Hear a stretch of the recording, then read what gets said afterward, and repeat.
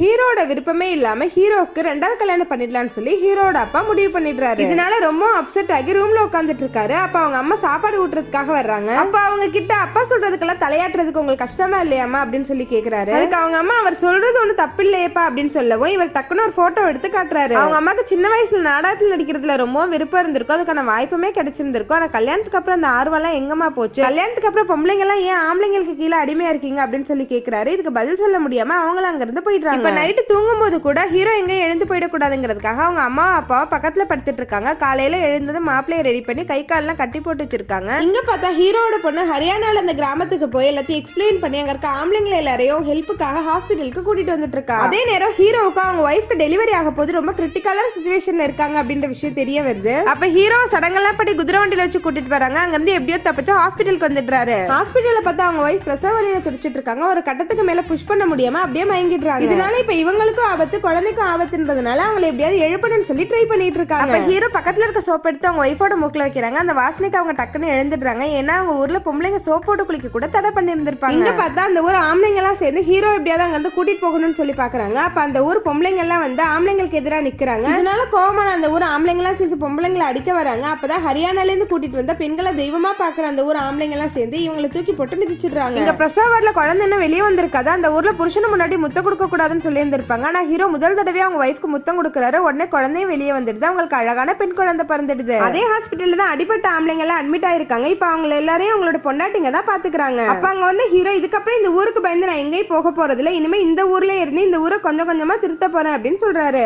அதுக்கப்புறம் அந்த குழந்தையோட முகத்தை பார்க்க ஹீரோட அப்பாவான அந்த ஊர் தலைவரும் கொஞ்சம் கொஞ்சமா மாற ஆரம்பிக்கிறாரு. அப்படியே அந்த ஊர் மக்களும் கொஞ்சம் கொஞ்சமா மாறி பெண்களை சரிசமமா நடத்த ஆரம்பிக்கிறாங்க. கடைசியா அந்த ஊர் மக்கள் எல்லாருமே அந்த மகாலட்சுமியே குழந்தையா பிறக்குதுன்னு சொல்லி பெண் குழந்தைங்களை சந்தோஷமா பெத்துக்க ஆரம்பிக்கிறாங்க.